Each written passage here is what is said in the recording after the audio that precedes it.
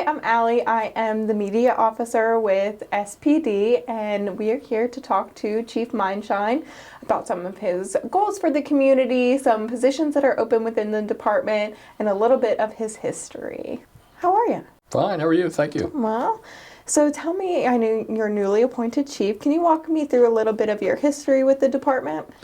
Well, I've been with the police department for 36 years, so I kind of pinch myself every time I say that because it just, when you look back and you say 36 years, it seems like a long time, and it is, but when you're living it, it just, you wonder where the years have kind of gone. But I've been very fortunate of being able to have many different opportunities and jobs with the city throughout. I was a canine handler for quite a while, which was I really enjoyed that. I stuck with the city through that. Worked my way through the ranks, patrol officer, was deployed in the military for a while, had 2 activations. I'm a retired Air Force veteran. I did a little over 20 years in the Air Force. So the reason I say that is because I disappeared for a couple years for military service. Sure. I came back, got promoted through the ranks, working my way up through assistant chief most recently before I was promoted to chief. And very excited about the future and see what we can do for the next foreseeable future, pushing things forward. Awesome. So, being new in this chief position, what kind of goals do you have for SPD moving forward and kind of working with the community on those? Well, the number one priority is right now is recruiting and retention. So law enforcement across the state right now, statewide, we're about 144 law enforcement agencies in the state. Thereabouts, and complete through the state, not counting federal, about 1,600 law enforcement vacancies. So it's about 10-11%, and we were chugging along about with those numbers, but lately, and I keep my fingers crossed, but lately we're doing really well. We just interviewed a couple more folks yesterday working through the process, so it looks like right now we're sitting right now at about between 6 and 8 applicants going to the academy. If we can get the other 2 scored away through the application process, looking pretty good. So for us to be able to send 6 to 8 through an academy is good for us, because traditionally over the last several years we've only had a few that have made it through the application process and through the application and getting those on board. So we feel very fortunate. It's a really good group going through. So recruiting is paramount for us right now, because that's the only way we're going to be able to do some of those other things that you're talking about as far as getting out into the community more, maybe some special units, some community policing units. That's only going to happen for us at the degree I would like to see it, if we can get some people in the door. And we've also got some folks coming in from some other agencies out of the area. We call those laterals, folks that they're already Maryland certified, or maybe they're certified out of state. We send them through a different type of training, different levels, and get them on board. So we're looking at some laterals as well, and we're really hopeful that our numbers will continue to climb, and then maybe within 4 to 6 months to a year, we'll be able to look at that, and we'll have another conversation about some of the special units that we're able to open back up. So really excited about it. But right now, recruiting and retention. So retention is officers that we have now, trying to keep them. So because as I mentioned, with vacancies, other agencies are looking at our folks too, to try to get some of those folks. So we're trying to do what we can to create a situation, not only money and equipment, but just being an employer that's friendly to their employees, and we want them to stay. We want our officers to stay. So trying to create what I like to refer to as a family environment for our folks, that beyond money, beyond equipment, but just want a place that you want to come to work. And that's what we're trying to really push forward for us right now. Awesome. So I know that you talked about people coming into the academy. How many times a year is the academy held for new recruits? So traditionally, our academies run through Warwick Tech Community College, the criminal justice program, and they run 2 full academies a year. One usually starts around the beginning of July, and the other at the beginning of January. And it's about 5.5-month academy. So it's comprised of academics, so it's very rigorous academically. Someone has to be physically fit, so physically it's challenging, as well as just really pushing somebody to their limits. So they want to make sure that this is something that you want to do. It's very challenging. So anybody that's interested in a challenging career field and wants to push themselves a little further, it's a great opportunity. So again, the difficulty is because it's only 2 times a year, our recruiting windows are usually short. Right. So, and it takes about 2 to 3 months to get somebody from when they walk in the door and they fill out an application to the full background that needs to be done, because we want to make sure the folks that we're hiring are qualified and don't have any things that the Maryland Police Training Commission would consider a no-go or a stopper. So now there is, for situations outside of the normal pipeline, I call them pipeline because that's somebody that had no law enforcement experience before, now wants to get into law enforcement, so 2 academies a year. There's also what they call a comparative compliance academy, and that's for folks that are maybe out of state. They'll compare their training records from, say, let's use a state like Virginia or New York. They'll look at the standards that their training commission set, and they'll look at Maryland, and they'll see what does this person need to do to be in compliance in Maryland. So it's a shorter window, shorter time frame. So that is also an academy that's run separate. So of course we're always looking for both, but laterals are nice because it's a shorter academy and they have some prior experience and whatnot. So it's good stuff. I know obviously we're hiring for officers, but is that process the same if somebody doesn't want to necessarily go into law enforcement but would still like to be part of the SPD community, so something like a communications officer? Yes, I mean, we have several different positions. We have everything from sworn personnel, which would be your police officers, that we're trying to fill. That's primary. And then secondary, we've got police dispatchers are a commodity that everybody needs, including us. We can't operate without police dispatchers, so civilian dispatchers. And we're offering, just to mention, we're offering incentives. We're offering extra money for qualified individuals, bonuses. We're always looking for dispatchers, and I consider that one of the most challenging jobs in the agency, because you really, honestly, for police dispatcher, now we're talking about, you have to be able to multitask. You have to be able to listen to the radio, listen to the phone, listen to the supervisor, monitor what the officers are saying on the radio, and it's a very challenging job. But for somebody that is interested in something like that, we're certainly love to have you come in and take a look at it. So we also do just sit down if you are just interested. Just come in and sit in communications and just take a look at it and get a feel for it. And if you're interested, that's a good way to get an idea of, is this right for me? Because you get to see how busy it is. Right. So. Yeah. You were mentioning that there are some bonuses available. Can you talk a little bit about what those bonuses are and if they're different for different positions? Yeah. So for somebody that's right off of the street right now, that meaning no law enforcement experience for police officers, there's a $10,000 signing bonus for somebody who gets through the background and gets hired. There's also a bilingual bonus that's $15,000. You can't double dip, so you get one or the other, depends on the qualifications. We have a lateral bonus for somebody that's certified in Maryland elsewhere. That's a pretty significant bonus. That's up to a $30,000 bonus. Again, a college incentive we offer, there's a bonus associated with that. Bilingual bonus, as I mentioned. A variety of different bonuses there that we try, and basically it's geared towards positions that are in need.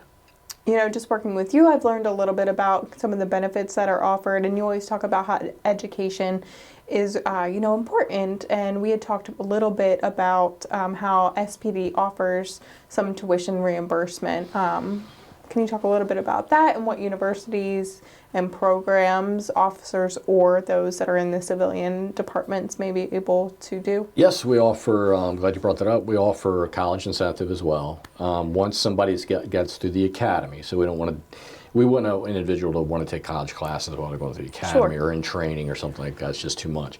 But once somebody's out on their own, they're off probation, we offer a college incentive. It's 100%. It's not reimbursement, so it's literally we pay the tuition direct. You write the check. Yeah, all we ask is a C or better, right? So C or better. If it's below that, then have a discussion. But no, C or better, and we pay for it. Books included, tuition, application fee, the whole thing. There's a variety of colleges that we do. We can do online courses depending on the college. We don't really restrict it so much. Wilmington College is a really popular one based on folks can go after hours, things like Warwick Tech, obviously, Salisbury University, the university system, Maryland University System online. There's several different colleges and a variety of different programs. As long as it's associated with law enforcement or related field, human resources type, cybersecurity, as long as it's related to the field, we'll pay for it. Great. Kind of going back, you were talking about things, some goals for the department, and I know community interaction and involvement is really big for you, and wanting to kind of bridge that gap between PD and community. Is there one thing or a few things that you would like the community to know about SPD? Well, what we're really trying to do is focusing on is transparency. So we encourage people to get involved with if there's any questions. We're trying to push more information out online, but really transparency, just letting folks know what we're doing. The one thing that frustrates me a little bit so far is just the fact that our staffing just isn't, we're not in a good enough place right now to really get into some community units into the neighborhoods as much as we would like to do as far as like traditional basically grassroots community policing, like some more bicycle patrols, some more foot patrol in the neighborhoods.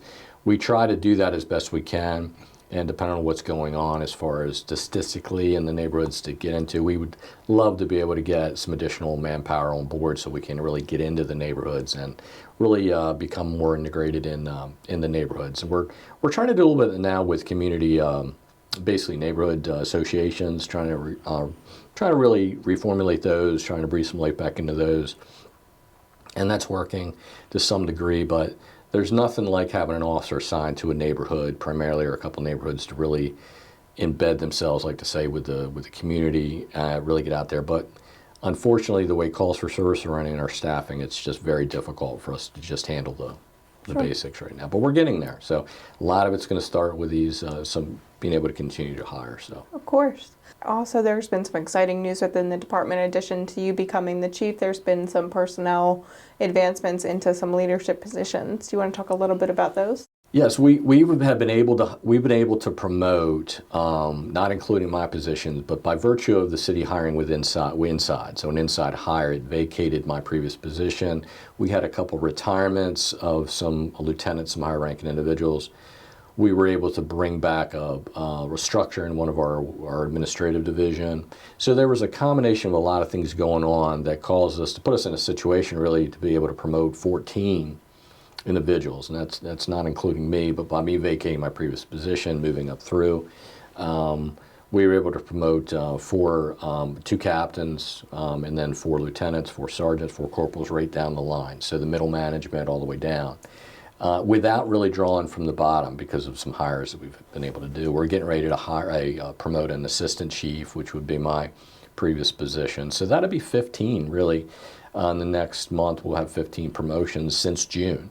Wow. So without pulling too much from the bottom, but it's the structure. It offers folks an opportunity for advancement, and it does a lot for morale and welfare of the troops. And we'll be retesting again, and we test for promotion once a year. So we'll be retesting in January, and that's basically through attrition, folks retiring, moving on, growth and whatnot. We always evaluate that. But yeah, we've been able to, I'm president, I can't remember since I've been here, that we've been able to promote and move that many folks forward. So, and that does a lot for, like I said, retention, recruitment, and morale, welfare of the troops. So, because they see that, hey, there's an opportunity for me at some point down the road. There's movement. Yeah, and kind of the last part of this big celebration this year. It's 125 years of SPD. What do you see for the next 125 years per se?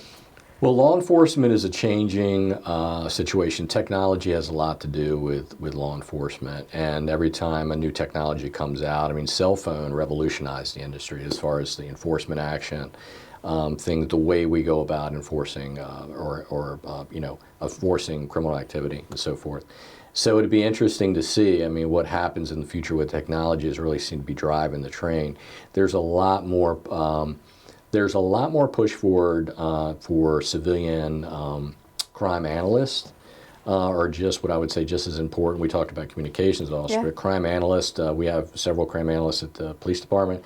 That's just as important because when you can't hire police officers on the street, or you're having difficulty, or it takes so much time to train, you can do more with less if you have people behind the scenes doing some behind the scenes work as far as intelligence, collecting analytical data and so forth. So there's a big push, a big discussion in-house about trying to fill those positions, getting the right people in place to be able to do what I like to call maybe more with less boots on the ground, but more intel behind the scenes. So and I think that's really the future of the career field. It's going to be, and it's been that trend. is more behind the scenes intelligence gathering and analytical, and then being able to surgically really direct your limited resources that you have until we can get our numbers back up. So that's going to be important, I think, for them. And I think that's where the future holds. That and technology, as far as some of the equipment that's in these cars now. Drones are a big, a lot of cameras and security things that will be able to, again, direct our resources better than we have been previously in the last 20 years or so. Great. Can you tell me a little bit about the co-responder program that Salisbury Police Department is going to start offering? Yes. So we ran a pilot program with a co-responder contractually, teaming a mental health professional with a law enforcement officer to go into the field during certain hours of the day that were, by statistically, drew that type of call for service. And what they would do is respond to situations that weren't really a traditional police response. So in other words, it wasn't necessarily a crime that was being committed, but it was somebody that needed some type of assistance. So when we show up with a co-responder, we're able to identify that person's needs. And so, for instance, if somebody's calling the police 10 or 15 times a week, I'm just giving a number like that, perhaps if we find the right resources for that individual, it reduces our calls for service in relationship to that, and we're able to take that individual and point them towards the resources that they really need. And it could be as simple as needing an ID card or needing some other type of social service resource that we, as traditionally as police officers, can't really provide or aren't really trained to provide. But it's also been a learning experience for us, in that we learn more about the mental health aspect of in the field work, and the mental health professionals are learning how we do business now. So it's a growing trend in law enforcement. It's been that way for a little while. We're just now to a point where we've obtained a significant amount of grant funding, private, state, and federal, to we're able to fund the salary and benefit package for a co-responder civilian mental health professional to come on board, to be onboarded with us, to be able to actually go in the field and work with our folks to address some of these concerns, reduce some of these calls, and quite frankly, improve the quality of life for a lot of folks out there that we're not able to really provide just as traditional law enforcement. Awesome. Right. Is there anything else that you want to touch on? Yeah, I mean, the one thing I would say is that we've been trying to do this. I was hoping to get it done before now. Is our reserve officer program. We're working through a process now where we're looking at recent retirees, and we've had an interest in this. So recent retirees from the police department that want to maintain their certification to be a police officer, but they're retired. They can come back part-time. And, we can use them for like Salisbury Christmas Parade. We can use them for Third Friday events. We wouldn't necessarily, they can, but we wouldn't necessarily put them out on the street, for full-time. But it really takes a load off of our full-time folks, because they're, the job tempo right now between their normal work day, and then you have the special events. And a lot of times we have to have folks work overtime with the special events. And that kind of wears and tears on, especially with a limited workforce as it is. So the less folks you have, the more overtime you're pushing out, and the more work. It's that operational tempo. These reserve officers, if we can get that going, is going to take a little bit of that edge off of that and be able to help out. And it's a great opportunity for somebody to come back with their breadth of experience, particularly a retiree, to be able to mentor and help train some of these younger folks with different aspects of the job. So we're really looking forward to that if we can just get that thing going. So between the open officer positions and some civilian positions, how many are PD looking to fill? Well, as I mentioned earlier, if we fill, say, 8 vacancies for this academy, we're still looking at about 6 positions to fill minimum, because there are situations where folks are leaving us through retirement or going to another agency, or just a change of life. Some folks just say, I thought it was for me, it's not, or whatever it might be. Yeah. And that includes dispatchers. We're no different than any other career, really, when you think about it, as far as people wanting something different or changing or whatever. So we always keep our application process open. We run that, even if we had 0 vacancies, we would continue to run that process, so we have a pool of candidates that we're looking for. So minimum right now, we're looking for 6 police officers to go through the next academy or lateral. At least, and I'm saying at least because I'm not exactly sure of the number, but several vacancies in dispatching and some other civilian positions that we have available. Great. So. And I know that if the community wants to learn more about these positions, they can always visit joinsbypd.com, or sometimes I post updates on Facebook and Instagram. Our Instagram handle is that at joinsbypd.com _ and then Salisbury Police Department on Facebook. Yeah, absolutely. Or they can call us directly and ask for recruiting. And they'll be glad to return their calls and anything we can do to, even if somebody even remotely thinks they're interested, but it's not quite sure if they qualify, whatever, I encourage anyone to apply or at least come in and take a look and see what we have to offer. We have a great benefit package. The city has a great benefit package anyway, in addition to everything else. They're very competitive salaries and benefits. So if anybody has any interest at all, come in and just take a look at it and see. It might be surprising. It might be something you have more interest in than you think. And I know there's some programs, maybe not necessarily directly related to, recruitment, but could community members also get a feel for what the patrol officers deal with every day by doing things like ride-alongs? Yeah, ride-alongs are something that, particularly we get ride-alongs if someone's interested in, let's say they're a college student, and they're saying, well, I have a little bit of an interest in law enforcement, or maybe I'm doing a paper associated with criminal justice, whatever. We encourage folks to do a ride-along, and sometimes when folks do those ride-alongs, they say, well, I have a little bit more interest in law enforcement than I thought I did, or maybe it's a different angle. And we've recruited as well. We've recruited that way as well, as for folks coming in and applying and making it through the process, and it turned out to be great assets for us. Great. So for people looking to become part of law enforcement for the first time, is there any sort of age restriction, or is it just 18? Do they need to be a little bit older than 18 to go into the academy? What does that look like? Well, we've hired folks in their 50s, early 50s. We've hired folks that have joined us and done 10 plus years and worked out fine. Great. Also, the good thing about that is they're a little more mature. And a lot of times they have prior law enforcement elsewhere. So I think anybody that feels like their physical condition is good enough, come in and see, because we'll put you through the application process. There is a minimum there's a physical agility test and so forth, and to kind of see where you stand. But we just interviewed a few folks the folks we have going through this academy kind of run between their early 20s and mid 30s, a few. And we've heard that. I've heard that saying, well, I'm not sure, I might be too old. And then you're not. Nobody, if you have an interest in it, come in and see. As far as the state retirement, it's a 10-year vesting. So in order to draw a pension, you would have to be able to do 10 years with any state system. But some folks come in with, well, I had 2 years with the state doing this, and if I join you, they maybe only have to do 7 or 8 more, or 6 more years or whatever, and combine that time. But folks sometimes count themselves out a little short, so I would say come in and take a look at it and see. You don't know until you come in and try. I know that Salisbury Police helps put on a few events throughout the year. Can you talk to me a little bit about Comico Night Out? That was the first one this year, and National Night Out? Thank you. Well, National Night Out it's an annual event. It's across the country, so on the same night once a year, all law enforcement cities come together.